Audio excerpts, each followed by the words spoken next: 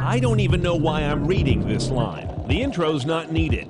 Just show somebody the shape of the sheet metal and the badge on the fender, and they know what it is. Let's drive the 2011 Ford Mustang GT with the 5-liter and check the tech. A Ford 302 V8 has been around since God was a teenager. When metric stuff became fashionable in the 80s, they rebadged it 5-liter, but same thing. And everyone knows this engine. Except you don't. This is the all-new 5-liter. It's a clean sheet motor, all aluminum, dual overhead cam, fancy variable valve timing, but we'll see if it still has the stuff of legends after we go inside the car. Now, all Mustangs have the same familiar, very retro dash and instrument panel these days. This is really echoing the original Mustang, the dual eyebrow with the dip down and the way this kind of flares out and the 2-pod gauges and all of that. Ford's done a good job of bringing this into a modern age. Really good materials almost everywhere, except the door panels are really cheap plastic. And don't reach into this little map pocket on the door. You're going to lacerate your hand. It's got nasty, sharp edges on it. So they get like an A for the middle of the car and kind of a C- for the sides. Okay, I'm going to cut against the grain right off the bat on the tech, loving the fact that we don't have the high-tech package. This is a really great, simple, basic technology head unit. I'd really consider this if I were you. Otherwise, you could get the LCD color screen with the navigation maps, but you know what? These days, an Android phone, for example, does navigation with integrated Google and connectivity better than most cars. So I loved this guy. Lots of simple direct buttons, obviously no touch screen. A simple dot matrix display. I like this though. They use 2 different colors of dot matrices, blue and white. It's amazing what a difference in clarity at a glance that makes. The things that are brought up here include Bluetooth hands-free and Bluetooth audio streaming. Your media sources are AM, FM. You've also got Sirius satellite radio, 6 months included there, by the way. A single optical disc slot right here for CDs, no DVD playback. Aux is where things get interesting. I've got my USB port and my aux jack down here, which can be an iPod, a Zune, or in this case, I've got a thumb drive in there. I've also got my Bluetooth streaming. I mentioned that a minute ago. That comes up here. And all of this can be driven via voice command because it's the sync system. And they've been doing this for a long time. USB. Please say a command. Play artist Charlie Hayden. Playing artist Charlie Hayden. Play artist Colby Calais. Playing artist Colby Calais. Now that's pretty impressive. It doesn't pronounce the name right. It can't even figure out her last name, but it figured out what I meant. That's not bad. And the Bluetooth hands-free technology, as well as the voice commands, as well as the media streaming, all of that nicely controlled through steering wheel controls here for both sync voice, your volume, your various music settings, and your presets for all your different radio channels. By the way, we've got a Shaker 500 audio system in this car. It's a 500-watt system with 8 speakers. You can bump that up to a Shaker 1000, which just ramps up the power to 1,000 watts. But I wasn't really impressed with the fidelity as much as the brawniness. If you get this car model year 2012 or forward, it'll have My Ford Touch, which by then should be rather substantially revised. And it needs it. If you've seen my previous videos about that system, it's too complicated, too fussy, too fiddly. But when this car finally gets it, it should be the next version of it. The electronics package would also include HD radio on here, as well as satellite and broadcast radio.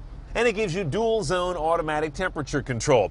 The Mustang doesn't come with that base. You basically got this fan knob and the old temperature, hot to cold knob. This is kind of a throwback to the old days. If you like fiddling with your car, you're going to love the fact this vehicle has My Color. That's Ford's ability to hit the setup button over here and choose all kinds of strange color combinations if you wish. If you like that kind of thing, sort of a watercolors of the electronic era, this is the car for you.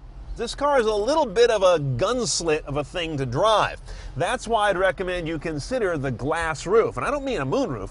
It's a glass roof. Now, one of the delights on a Mustang GT is that the base car comes with a Getrag 6-speed manual. Very nice, tight, short throws. And you got this big old machined aluminum billiard ball for your shifter. It's all throwback stuff. For about $1,000 more, you can get a 6-speed automatic, which, by the way, Ford says delivered the best quarter-mile times in their testing. So it's no slouch.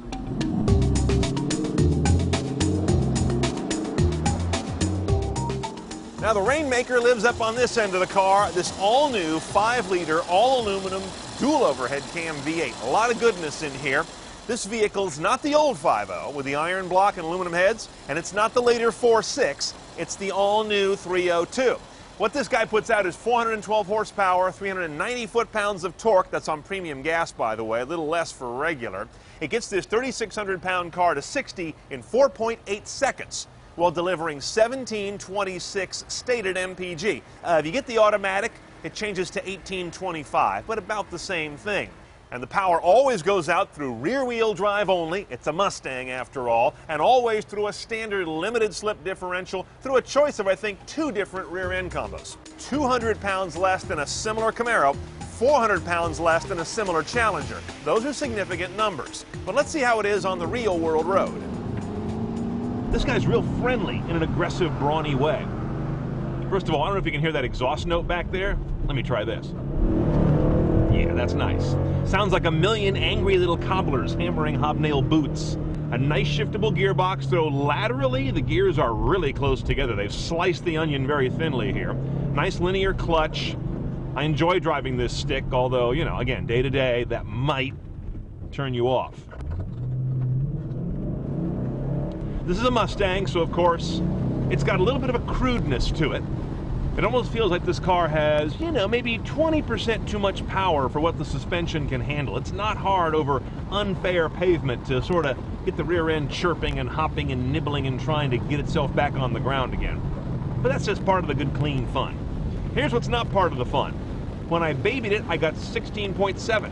When we drove it a little more for what it's worth, we got like 14.6. This car is nowhere near what the APA rates at least not in our experience.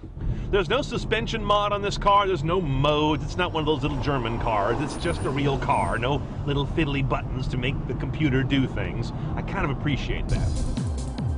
A high-revving big V8 remains one of the great perverse pleasures in all of driving. This car's $7,000 red line is more than just paint on the tack face. It's smooth, forceful, and never runs into weird lumps. Feels good all the way to the top. Okay, let's price our 2011 Mustang GT. Now, the first thing I want you to bear in mind is we have a GT Premium. That's a little more expensive than a standard GT, but without getting the premium trim level, you're locked out of a number of options. The powertrains are the same, but the toys will change. So, the Premium is $34,000 base. Couple grand more than a base GT. Then you can option up for $2,000 that glass roof. I think I'd consider that. You can't even get that though on the base GT, for example. If you want the electronics package with the color LCD, that's like $2,400 more, and again, you can't get that on the base GT. We also have the Brembo package. That's the Brembo calipers, bigger rotors, these pretty hot 19s all the way around, and sport tuning of the suspension and the traction control. That's $1,700 more.